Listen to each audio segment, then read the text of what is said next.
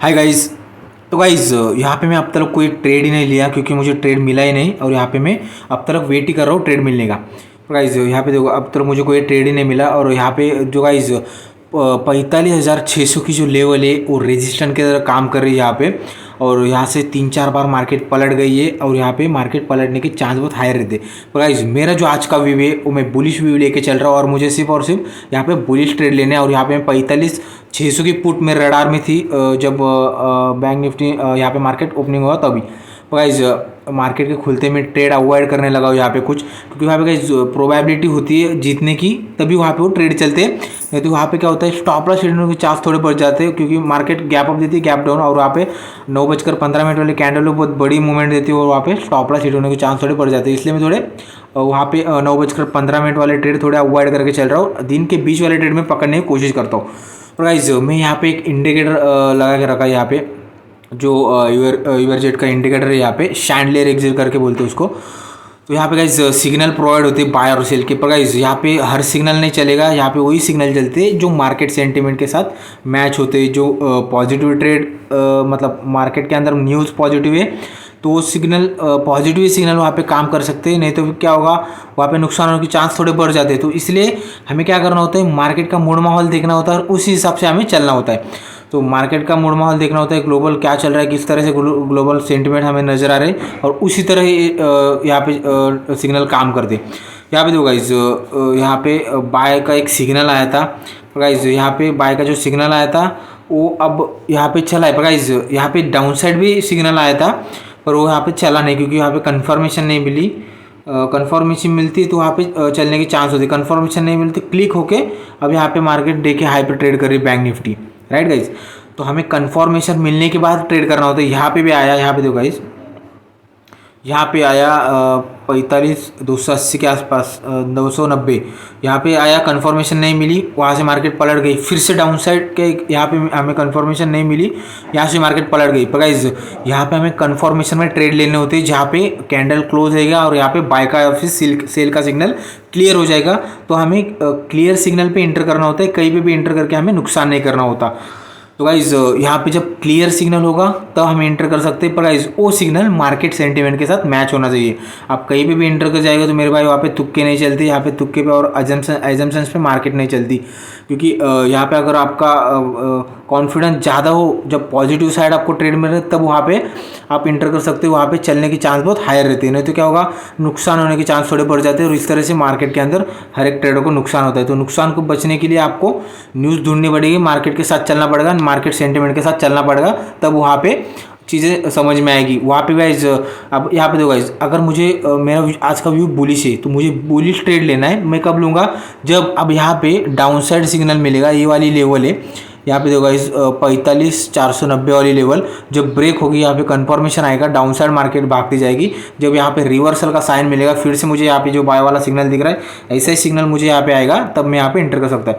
तो guys time frame अपने ऊपर है, हम कितना मिनट का टाइम फ्रेम यूज़ कर रहे हैं। हम 1 मिनट पे भी यूज़ कर सकते हैं, जहाँ पे मार्केट समझ में नहीं आ रही है हम फटाफट से छोटे छोटे नुकसान में एग्जिट कर सकते हैं 1 मिनट का टाइम फ्रेम यूज़ करके। और गाइस 1 मिनट में क्या होगा, स्टॉप लॉस हिट होने के चांस थोड़े बढ़ जाएंगे। और गाइस नुकसान जो छोटे छोटे होंगे, पर चल गया तो 1 मिनट के टाइम फ्रेम में हम 30-40 पॉइंट का स्टॉप लॉस लेके चलते, वहाँ पे 40 पॉइंट के स्टॉप लॉस के बदले हमें 120, 130 या फिर 150, 200 कुछ भी पॉइंट निकल सकते।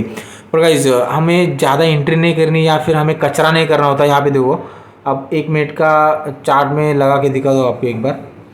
यहाँ पे देखो गाइस, अब 1 मिनट का मैं टाइम फ्रेम यहाँ पे यूज़ कर रहा हूँ, तो यहाँ पे देखो कितने सिग्नल आए बाय सेल के। इस तरह के इसमें हम छोटे छोटे नुकसान करके 30-40 पॉइंट का नुकसान करके हम 200 पॉइंट मार्केट को देके जाते।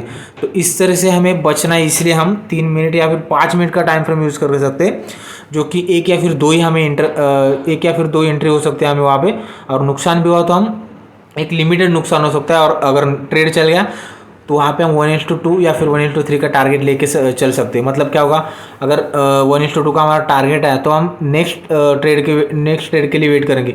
अब यहाँ पे दो गाइस, अब मुझे अब तक कोई एंट्री नहीं मिली, तो मुझे यहाँ पे ज़बरदस्ती एंट्री नहीं करनी होती, यहाँ पे मुझे रूल्स तो फॉलो करने पड़ेंगे, नहीं तो क्या होगा, बड़ा नुकसान हो सकता है, राइट गाइस। तो अब तक मुझे कोई एंट्री नहीं मिली, अगर एंट्री मिली तो यहाँ पे मैं आपको अपडेट कर दूंगा। क्योंकि यहाँ पे देखो गाइज मैं यहाँ पे इंडिकेटर पे चल रहा हूँ। यहाँ पे इंडिकेटर पे भी मुझे अगर कोई साइन नज़र आया तो वो साइन मार्केट सेंटिमेंट के साथ मैच होना चाहिए। कहीं पे भी इंटर करके नुकसान की चांस बढ़ाने नहीं है हमें, राइट गाइज। तो गाइज देखते कुछ देर के बाद फिर से अगर मुझे कोई मौका मिलता है तो हम इंटर कर जाएंगे। तो गाइज अब तक यहाँ पे मैं ट्रेड नहीं लिया। यहाँ पे गाइज देखो बाय का यहाँ पे एक सिग्नल भी आया।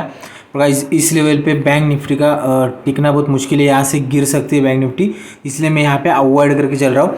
यहाँ पे देखो गाइज अगर यहाँ पे जो बाय का सिग्नल आया है, यहाँ पे वो सिग्नल नीचे की तरफ आता था यहाँ पे 45,400 के आसपास, तब यहाँ पे 400 के आसपास आता था। तो यहाँ पे 200 पॉइंट के अंदर 150 पॉइंट के अंदर मेरे टारगेट अचीव होते 1:2 का रिवॉर्ड लेके चलता हूँ यहाँ पे मैं। तो यहाँ पे मेरा टारगेट आता है, यहाँ पे मैं क्या करता था एग्जिट कर देता था, फिर से नीचे की तरफ आने के बाद जब मार्केट पलट जाएगी तो वहाँ पे मैं फिर से वेट करता था। तो गाइज अब यहाँ पे जो सिग्नल आया, यहाँ पे देखो गाइज ये वाली लेवल पे आया 45,570 के आसपास।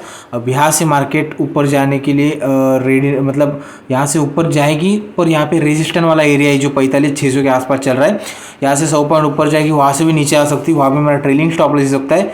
ट्रेलिंग स्टॉप लॉस अगर हिट हुआ तो वहाँ पे मुझे मतलब नहीं वहाँ पे ट्रेड करके, इसलिए रेजिस्टेंस वाला जो जोन होता है वहाँ पे ट्रेड करना अवॉइड कर सकते हो यहाँ पे। तो यहाँ पे एक लेवल देख के चलना होता है कि कहाँ पे रेजिस्टेंस का एरिया है, कहाँ पे सपोर्ट वाला एरिया है। जहाँ पे सपोर्ट वाला एरिया है वहाँ पे अगर मुझे कोई बाय का सिग्नल मिलता था तो वहाँ पे मैं नीचे की तरफ बाय करके बाय का सिग्नल मिलता है नीचे की तरफ सपोर्ट वाले एरिया पे, तो वहाँ पे ट्रेड चलने के चांस हायर होते हैं, पर वहाँ पे वो ट्रेड मार्केट सेंटिमेंट के साथ मैच होना चाहिए, राइट गाइज। तो यहाँ पे मैं अब ट्रेड नहीं कर रहा हूँ, जब मार्केट पलट जाएगी, अब वैसे वाइज कम समय हमारे पास 1.5 घंटे के आसपास है, वहाँ पे अगर कोई मौका मिलेगा तो मैं ट्रेड करेगा या फिर अवॉइड करके चलेंगे, नेगेटिव देख लेंगे। तो यहाँ पे जहाँ पे रेजिस्टेंस वाला एरिया होता है वहाँ पे ऊपर जाने की चांस बहुत कम होते हैं बैंक निफ्टी के, क्योंकि वहाँ पे आएगी बिक वाली, वहाँ पे प्रॉफिट बुकिंग आ जाएगी, क्योंकि यहाँ पे बहुत बार यहाँ पे रेजिस्टेंस वाला जो एरिया था वहाँ से बहुत बार यहाँ पे रिजेक्शन देखने को मिला है हमें, इसलिए, राइट गाइस। तो देखते गाइस अगर मुझे मौका मिला तो ट्रेड करेंगे या फिर अवॉइड।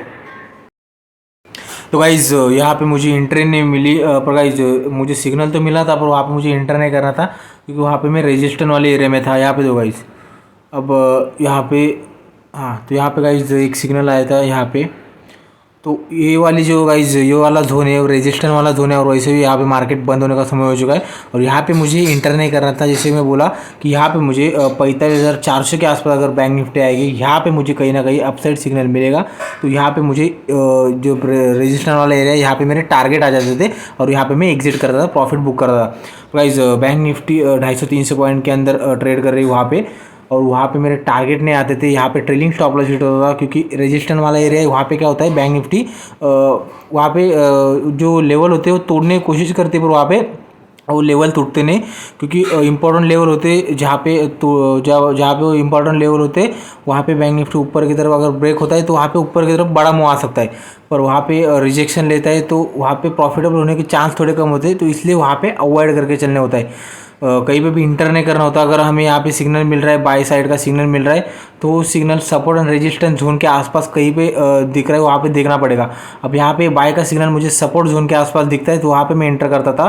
जैसे कि यहाँ पे डिवाइस ये वाले जो लेवल है यहाँ पे कहीं ना कहीं ऊपर की तरफ बैंक निफ्टी आए 300-400 पॉइंट, तो इस तरह से बैंक निफ्टी ट्रेड करती है। सपोर्ट वाले एरिया के पास कभी आएगा तो वहाँ पे अपसाइड सिग्नल कहीं भी हमें मिलता है बाय का, तो वहाँ पे हम इंटर कर सकते हैं।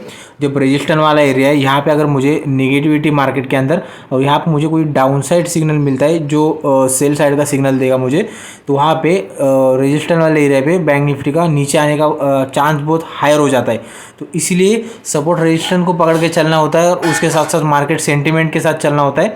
कहीं पे भी हमें कूदने जाना है। यहाँ पे अगर ट्रेड नहीं मिला तो नेगेटिव कर लेंगे, पर हमें जो कैपिटल है उसको बचाना है, हमें एक ही दिन के अंदर नुकसान नहीं करना होता। अगर नेक्स्ट ट्रेड अगर मुझे कहीं भी मिलेगा वो ट्रेड चल जाएगा तो वहाँ पे हम पैसा बना लेंगे, पर उसके पहले कहीं पे भी इंटर करके हमें लॉस नहीं करना, राइट गाइस।